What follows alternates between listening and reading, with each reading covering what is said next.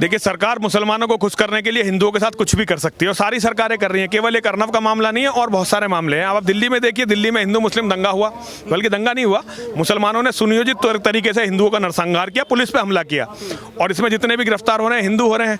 मुसलमानों को तो केजरीवाल की सरकार जो है मुआवजा भी बांट रही है, लेकिन हिंदुओं का कुछ भी नहीं है।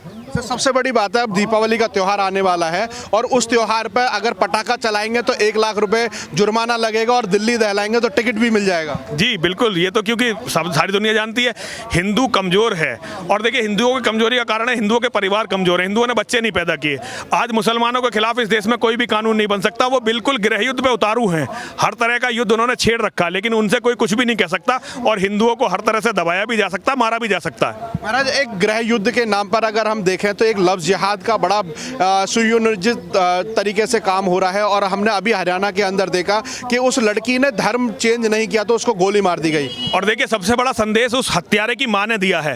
उस हत्यारे की मां ने यह कहा है कि अगर ये धर्म बदल देती तो इसकी हत्या नहीं होती।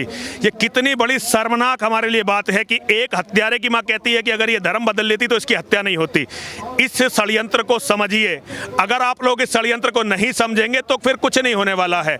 उन्होंने एक तरह से इस देश के सारे सिस्टम को कब्जे में ले लिया है और अब वो खुल के कह रहे हैं कि अगर हिंदू की बेटी हमारे साथ नहीं आएगी, धर्म नहीं बदलेगी तो उसे मार देंगे, और अगर धर्म बदल लेती है तो भी संपत्ति के लिए बाद में उसे मार देते हैं।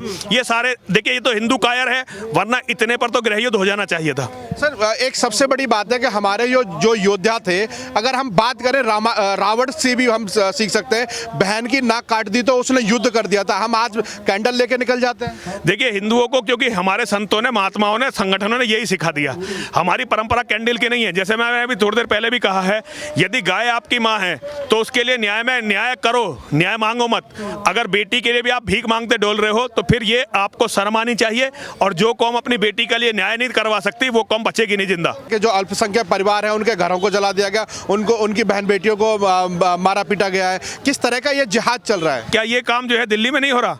क्या ये काम जम्मू कश्मीर में नहीं हुआ? क्या ये काम पश्चिमी उत्तर प्रदेश में नहीं हो रहा? जहां भी मुसलमानों की आबादी बढ़ रही है ये काम हर जगह हो रहे हैं।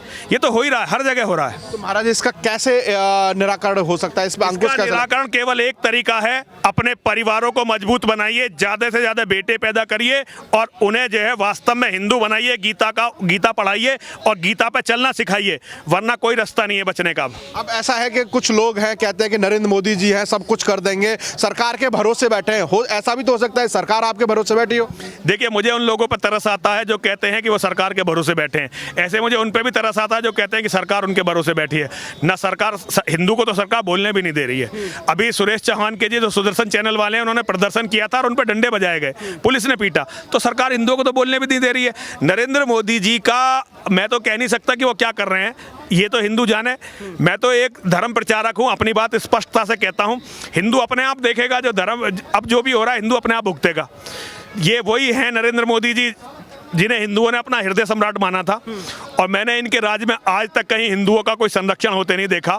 इस्लाम के जिहादियों का संरक्षण तो होते बहुत देखा है, किसी निकिता के लिए कभी इनका ट्वीट नहीं देखा मैंने। जो है, जो चोर मारे जाते हैं, मुस्लिम चोर मारे जाते हैं, उनके लिए इनके सीने में बड़ा दर्द देखा है। इन्हें संसद में भी बोलते हुए देखा है, गौ रक्षकों को भी हत्यारा बताते हुए देखा है, गुंडा बताते हुए देखा है, लेकिन हिंदुओं की इतनी हत्याओं पर कभी मैंने इन्हें बोलते नहीं देखा। मेरा सबसे बड़ी बात है कि यहाँ पर कहते हैं गंगा जमुना तहजीब की बात करते हैं और यहाँ पर आए दिन कहीं ना कहीं ऐसी घटनाएं होती हैं, तो वो गंगा जमुना तहजीब कहाँ चली जाती है? नहीं, गंगा जमुना तहजीब जैसी कोई चीज़ नहीं है। गंगा भी हमारी है, हिंदुओं की, जमुना भी हमारी है।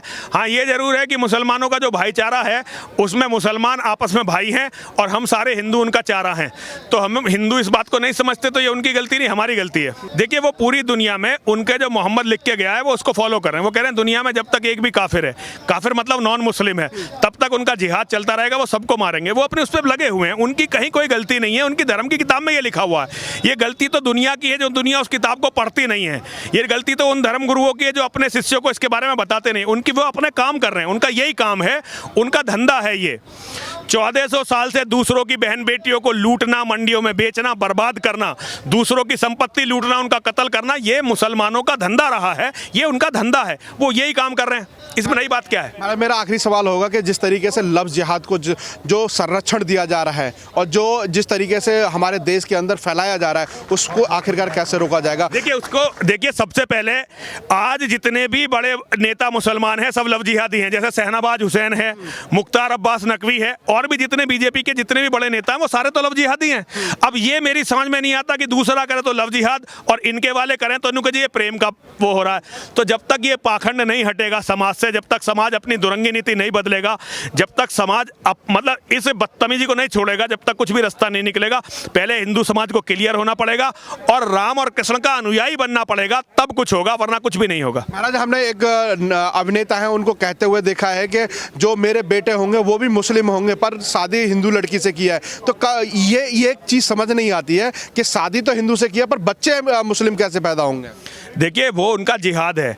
अकबर ने शादी की जोधा से, पैदा कौन हुआ? सबसे बड़े जिहादियों में से एक जहांगीर सलीम। तो वो उनकी पहले से योजना है। भारत में बहुत सारे ऐसे लोग हैं हिंदू औरतों से पैदा हुए लेकिन उनके पिता मुसलमान थे। हिंदुओं को इसको समझना चाहिए, नहीं समझोगे तो खत्म होंगे। देखिए अब ये खत्म होने वाला मामला है, पूरी दुनिया हिंदुओं से छिन चुकी है, ये आखिरी टुकड़ा है और ये भी लगभग छिन चुका है या छिनने वाला है।